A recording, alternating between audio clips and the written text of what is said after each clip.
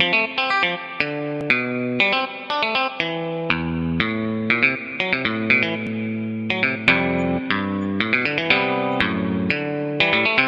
God Lover yang beroleh kasih karunia Allah, senang berjumpa kembali dalam program Raise and God malam hari ini bersama Diaspora TV. Setelah melewati kesibukan sepanjang hari ini, mungkin ada situasi yang membuat jiwa Anda menjadi lesu, berbeban berat. Jangan menyerah sebab Tuhan mengundang kita semua untuk mengalami kelegaan. Marilah kepadaku semua yang letih lesu dan berbeban berat. Aku akan memberi kelegaan kepadamu. Itu yang dikatakan Tuhan Yesus kepada kita semua. Puji Tuhan atas janji Tuhan yang begitu indah, undangan Tuhan yang begitu luar biasa sebagai kasih karunia bagi hidup kita semua. Oleh sebab itu mari kita hampiri Tuhan, mari kita bersama-sama berdoa. Bapa di surga, kami ucap syukur karena anugerah-Mu begitu luar biasa. Kami adalah orang-orang yang dikasihi, orang-orang yang diberkati. Saat ini kami menghampiri Engkau dengan darah Yesus Kristus. Kami membawa hidup kami, hal-hal yang membuat kami letih lesu, membawa semua beban berat kami. Kami sangat percaya bahwa Engkau tempat bersandar yang tidak pernah tergoyahkan. Kami sepenuhnya mohon belas kasihan-Mu, mohon kasih karunia-Mu untuk setiap pergumulan-pergumulan yang sedang kami hadapi. Di dalam Engkau kami percaya kami akan kuat, kami akan sanggup melewati semua masalah dengan baik, bahkan akhirnya kami akan berkemenangan karena kuasa-Mu bekerja dalam hidup kami semua. Terpuji nama-Mu Bapa, dalam nama Tuhan Yesus kami berdoa. Amin. Puji Tuhan, saudara-saudara, dalam hidup ini dalam banyak hal ya, topik tentang kesuksesan dan kegagalan itu menjadi topik yang sering dibicarakan oleh banyak orang, terutama tentang sukses. Orang senang sekali bicara tentang rahasia sukses, tip untuk menjadi sukses, bagaimana menjalani hidup supaya mencapai kesuksesan, itu banyak dibicarakan orang. Tetapi kalau bicara kegagalan, hanya sedikit orang yang mau membicarakannya. Padahal dalam realita kehidupan kita sebagai manusia, kegagalan juga bagian dari proses. Oleh sebab itu, belajar untuk memahami kegagalan-kegagalan yang pernah terjadi dalam hidup kita atau melalui kisah-kisah kegagalan yang dialami oleh banyak orang akan membuat kita menjadi lebih bijaksana. Saat ini kita akan sharing tentang firman Tuhan, bagaimana kegagalan bisa dialami oleh umat Tuhan dan bagaimana Tuhan ingin mereka memperbaiki itu dengan cara yang benar. Mari kita membuka Alkitab kita dari Yosua pasal 7 ayat 1-26. Di situ kita bisa melihat bagaimana kegagalan umat Israel dalam menduduki kota yang bernama Ai itu ternyata bukan karena kesalahan orang lain, bukan karena kondisinya yang terlalu berat, tetapi kesalahan yang ada dalam diri mereka sendiri. Dari kisah ini kita akan bisa mengerti bahwa kegagalan itu ternyata bisa dimulai dari diri sendiri. Sementara banyak orang ketika gagal lebih banyak mencari siapa yang salah, bagaimana situasi yang sedang terjadi, mencari hal-hal yang membuat dia merasa nyaman. Kegagalan ini saya sebagai korban, kegagalan ini gara-gara orang lain. Tetapi firman Tuhan hari ini akan menolong kita untuk menyadari bahwa ternyata faktor diri kita sendiri itu menjadi faktor yang penting mengapa dalam perjalanan hidup kita sering mengalami kegagalan. Kita baca dulu ayat yang pertama dan 11. Tetapi orang Israel berubah setia dengan mengambil barang-barang yang dikhususkan itu. Karena Akan bin Karmi bin Sabdi bin Serah dari suku Yehuda mengambil sesuatu dari barang-barang yang dikhususkan itu. Lalu bangkitlah murka Tuhan terhadap orang Israel. Itu juga yang kemudian kita bisa lihat ayat yang 11. Ya. Orang Israel telah berbuat dosa karena melanggar perjanjianku yang kuperintahkan kepada mereka. Mereka mengambil sesuatu yang dari barang-barang yang dikhususkan itu, lalu mencurinya. Mereka menyembunyikannya dan mereka menaruhnya di antara barang-barangnya.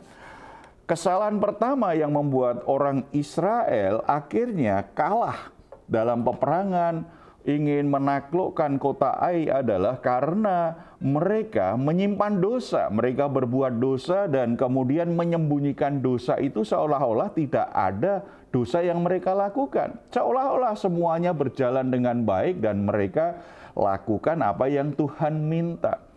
Problem banyak orang mengapa alami kegagalan karena tidak berani menyelesaikan kesalahan-kesalahannya. Tidak berani mengakui kesalahannya, tidak berani membuka aibnya dan coba menyelesaikannya, tidak berani untuk mengaku bahwa dia orang yang berdosa yang membutuhkan belas kasihan Tuhan. Ada begitu banyak orang sebenarnya punya potensi yang besar dan Tuhan memberi dia kesempatan besar untuk berhasil, untuk bisa lakukan pekerjaan-pekerjaan yang hebat. Tetapi dia alami kegagalan, dia alami situasi yang tidak menguntungkan, yang membuat mereka justru alami penderitaan yang berkepanjangan. Bukan karena Tuhan tidak memberi kasih karunia, bukan karena Tuhan tidak memberi kesempatan, bukan karena Tuhan tidak menginginkan dia berhasil, tetapi karena dia tidak mau terbuka mengakui dosa-dosa yang dia buat. Dia justru menyembunyikan dosa-dosanya itu dan menganggap itu sebagai sesuatu yang biasa-biasa saja. Orang Israel sudah diperintahkan jangan ambil barang yang dikhususkan, itu harus dibinasakan. Tetapi mereka ternyata ketika melihat benda-benda yang menarik hati itu, mereka mencurinya dan menyembunyikan. Seolah-olah mereka tidak lakukan dosa apapun. Jadi saudara-saudara, kalau saat ini kita sedang mengalami kegagalan, padahal secara hitung-hitungan, saudara orang yang berpengalaman, secara pengetahuan saudara sangat memahami hal itu. Secara teori harusnya saudara bisa atasi masalah-masalah yang ada, usaha saudara, pekerjaan saudara mestinya bisa sukses. Tetapi kenapa kok alami kegagalan? Kita perlu periksa diri kita. Adakah kesalahan-kesalahan yang kita buat? Adakah dosa yang kita lakukan yang belum kita bereskan sepenuhnya? Adakah sesuatu yang kita sembunyikan dari hadapan Tuhan? Dan itu mengganggu hubungan kita dengan Tuhan, merusak kepercayaan Tuhan terhadap kita. Apalagi kalau itu juga mengganggu hubungan kita dengan orang-orang di sekitar kita. Sukses selalu terkait dengan relasi yang baik. Dan Alkitab menegaskan kesuksesan itu sangat terkait dengan relasi kita dengan Tuhan yang utama. Dan relasi kita dengan orang sekitar kita itu juga kita jaga menjadi baik. Tidak ada lagi yang menghalangi berkat Tuhan mengalir karena kita membereskan setiap kerusakan hubungan yang kita miliki terlebih terhadap Tuhan. Karena kita berbuat dosa itu harus segera dibereskan. Saudara-saudara, yang kedua, kita lihat bagian yang kedua. Mereka tidak hanya berbuat dosa ini. Kalau kita baca ayat yang ketiga. Kemudian kembalilah mereka kepada Yosua dan berkata kepadanya, tidak usah seluruh bangsa itu pergi. Biarlah hanya kira-kira 2 atau 3.000 orang pergi untuk menggempur Ai itu. Janganlah kau susahkan seluruh bangsa itu dengan berjalan ke sana, sebab orang-orang di sana sedikit. Orang Israel setelah kemenangan yang dahsyat atas kota Yeriko, bagaimana mereka menaklukkan Yeriko itu sebuah kemenangan yang luar biasa spektakuler karena tembok-tembok yang tinggi, besar, kuat, pahlawan-pahlawan yang gagah perkasa yang mendiami kota Yeriko berhasil mereka taklukkan. Itu kemenangan yang luar biasa. Kemenangan itu membuat mereka menjadi sombong. Dari ayat 3 ini kita tahu bagaimana mereka percaya dirinya itu berlebihan.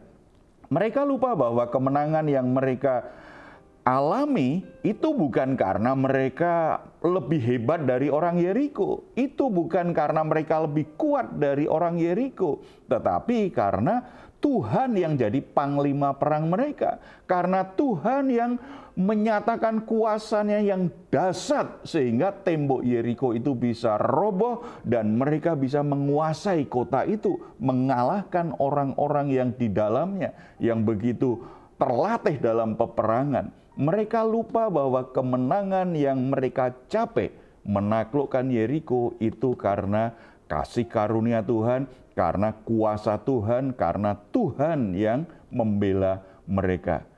Kemenangan itu membuat mereka jadi percaya diri. Tetapi ini kepedean yang berlebihan. Gak usah banyak-banyak. Ini kota Ai ini cuma sedikit. Jadi 2.000 atau 3.000 pasukan sudah kita bisa habisi mereka. Kepercayaan diri yang lahir dari kesombongan karena merasa dirinya hebat. Ini yang membuat mereka akhirnya mengalami yang namanya kegagalan.